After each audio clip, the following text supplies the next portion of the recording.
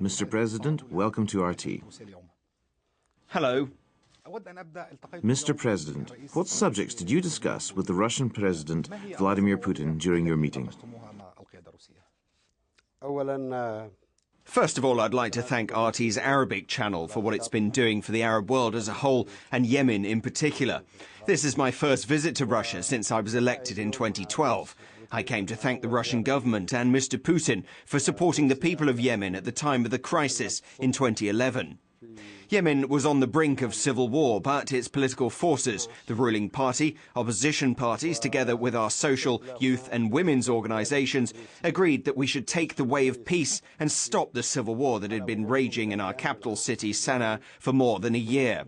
We all agreed that we were going to act according to the Gulf Cooperation Council initiative and its implementation mechanism. We then held an early election on February the 24th, 2012. A compromise president was elected and we continued to establish peace in Yemen according to the mechanism I mentioned above. We also managed to stop hostilities in Sana'a and other provinces because, as you know, the army and security forces were divided, tribes were divided, and the capital itself was divided. People went to polling stations while there were still barricades and guns on the streets because they wanted peace, not war. Now we're moving towards implementing the initiative put forward by the Gulf countries and establishing ceasefire, as well as withdrawing troops and forming a national coalition government. The National Consensus Government was formed in such a way that the Prime Minister represented the opposition and the President was from the ruling party. I was chosen to be President in the nature of a compromise. We are following the plan outlined in the initiative. We promised to fix water and energy supplies, open the roads that connect the provinces. We, as well as the militants, withdrew our forces and sent them to the free Abyan province from Al-Qaeda. Militia made up from local population helped us to do that.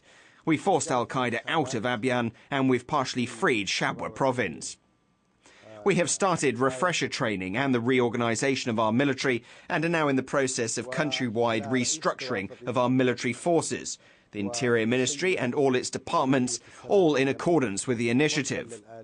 A special commission made up from our Jordanian and American experts is giving us a hand with that. There's also an EU commission working with Jordanian counterparts that helps us restructure our Interior Ministry. What we're doing now is basically building up our military and security forces from scratch. We've embarked on the path of a national reconciliation dialogue. I talked about all these things with Russia's President Vladimir Putin, as Russia is one of the 5 permanent members of the Security Council, which backed the Gulf Cooperation Council initiative and the mechanism of its implementation. We discussed a number of standards that our armed forces are supposed to meet. As you know, the weapons we use in Yemen were made in Russia, as well as tanks, planes and helicopters. The lifespan of some of these weapons has expired and we agreed to continue military cooperation in this field. We spoke about economic issues and I also thanked Russia for preventing Yemen from degenerating into a civil war. Russia has played a role in this by taking a firm stance to support the Gulf Initiative. A civil war in Yemen could have reverberations both across the Arab world and the global community. Mr. President, earlier you mentioned military relations with Russia. Shall we expect any agreements to be signed in this area in the future? We've got plenty of long-term military agreements with Russia. I informed President Putin that other countries had provided Yemen with financial help in order to help it out of the crisis. We do ask for support, but we do not want Russia to simply invest into Yemen. We would like Russian companies to help us extend the working lifespan of fighters, cargo aircraft, tanks, motor vehicles, and supply replacement parts to us. Mr. President, the National Dialogue Conference is now a pivotal event for Yemen. How would you estimate the results that have been achieved so far after 2 weeks of work? This is the first conference of this kind held in Yemen or any other Arab country at all. We've been preparing this conference for 6 months, abiding by the initiative of Gulf states and its implementation mechanism. This national dialogue is now underway and it's going to last about 6 months more. All the issues will be split into 9 main divisions. The discussion will kick off with addressing the problems of the southern part of the country. Then we will move on to problems in Sadai province, economic issues and national building. In Yemen, 75% of the population is under 45 years old. So this new young generation is looking forward to changes, and these changes can't be carried out by a previous generation, which has been in power for 50 years. The new generation must take part in building their own future. That is the reason why the youth, women, civil society organisations, small parties and new parties established after the events are involved in the dialogue. There will be 565 representatives from these groups, and they all will be a party to the process. The dialogue will be headed by the President of the Republic of Yemen, who will be guided by the needs of all social layers. Yemen needs changes. For 50 years there have been internal conflicts going on in the country. In the past, there was North Yemen and South Yemen, and there was bad blood between the two states. In 1990, they were unified in the Republic of Yemen, but even this move didn't make the parties adjust their course. So it led to the war of 1994. One party pushed another aside from power. Such actions don't fit with modern conceptions. You can't just overthrow another party.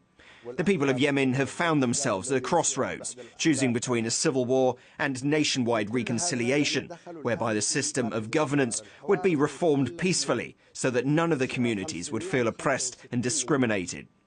Yemen is in a complicated economic situation right now. In the 1960s, we launched a bold campaign to eradicate illiteracy, poverty and diseases. But 50 years on, we still find ourselves living hand in hand with illiteracy, poverty and diseases. There have been reports in the media announcing the destruction of a terrorist network that was planning attacks in order to prevent dialogue. You made a public statement as well, Mr. President, saying there are forces that seek to upset all efforts of reconciliation. Who do you think might be interested in disrupting a nationwide dialogue for a safe, consolidated Yemen? Whenever there is a change underway, there are those who support it and those who oppose it. There are also domestic and external players. For example, Iran doesn't like it that Yemen should deal with its issues at its own discretion. They have a different attitude and different methods. We arrested their vessels and their arms and requested them to help Yemen in resolving its problems rather than export more problems into Yemen. Yemen is ridden with poverty. We have 6 million people aged between 15 and 28 who are unemployed. We have 600,000 university graduates from both humanitarian and technical schools who have spent the last 10 years looking for employment. Some of them despair and commit suicide, and some of them join Al-Qaeda. That's why we don't want our friends and neighbours to export more problems into the country. We can barely handle our existing difficulties, and we don't want to have weapons smuggled into our country because Yemen is already one of the most heavily armed nations in the world. So you believe that unemployment has been one of the reasons for the increase in Al-Qaeda's presence in Yemen? Yes. You said the government had a plan to combat Al-Qaeda in Yemen, and you did take steps to clear Abyan of its presence. Is it possible to say today that the Al-Qaeda network in the country has been destroyed? Al-Qaeda has not been destroyed completely, just as it hasn't been destroyed in any particular country. There is an Al-Qaeda presence in the United States. There is an Al-Qaeda in Europe. There is Al-Qaeda in Russia and in any country. It maintains its presence by way of the so-called sleeper cells. Al-Qaeda has become a network without borders. As we were wresting Abyan from them, we came across Al-Qaeda fighters who had come over from Pakistan, Chechnya, Europe, the US and other places. They'd intended to establish their own government in Yemen, and when hostilities broke out in Sana'i, they thought it was time to set up their government in Abyan. But with God's help and with the support from popular communities, our military and security forces managed to take down the government that Al-Qaeda was trying to impose on the province. However, they still have their sleeper cells in some parts of Yemen, as well as outside the country. The government of Yemen has addressed the United States with several requests to have Yemeni inmates of Guantanamo Bay and the Parwan detention facility in Bagram, Afghanistan, returned to Yemen. Why has this issue remained unresolved to date? I spoke with the US Justice Secretary during my visit to the United States. We've agreed that they would hand over to us every Yemeni national detained at Guantanamo Bay. We have made arrangements, and we're now moving towards a transfer of detainees under those conditions. I hope we'll have this accomplished in the nearest future. We believe that keeping someone in detention for over 10 years without due process is clear-cut tyranny. It'll be difficult to rehabilitate someone who's been through such an excruciating experience. 10 years of imprisonment without due process. The United States is fond of talking democracy and human rights. But when we were discussing the prisoner issue with the American Justice Secretary, he had nothing to say. I told him, "Your country is always out there promoting liberty and human rights. Are you okay with someone being kept in your prison for 10 years without due process?" He said, "Personally, I'm not happy with that." So we made a deal to have them handed over to Yemen as soon as possible. How soon will it be done? God willing, it will be done. I suppose you'll be meeting with Russia's trade and industry representatives, including Gazprom. Should we expect more cooperation between your country and Russia in the energy sector in the future? We've cooperated in the past. Yemen is open not only for Russia, but for all the companies that are working in oil exploration. There are several areas with supposed oil fields in our country. 34 companies, including Russian ones, began drilling but were forced to leave due to the 2011 events. We're going to ask these companies to return to the same areas where they intended to begin developing oil. They spent 2 or 3 years on a geological survey. All they had to do was to start drilling. Some of the Russian companies discovered natural gas while exploring oil, but they mothballed some of the gas fields. We held talks and asked them to return. Today, natural gas is considered to be more valuable because it's one of the clean energy sources. Some cement factories and other industries are running on gas. It doesn't pollute the environment. Mr. President, what would be your message to the people of Yemen at this moment? I'm telling the people of Yemen, believe in dialogue. Believe in those you've elected, because they're taking you down the road of peace and of building a new Yemen which you've been aspiring for. We wish you success in dialogue. We wish you to bring Yemen to the shore of stability and security. We wish you success in your dialogue and hope you can bring your country ultimate peace and stability. Thank you.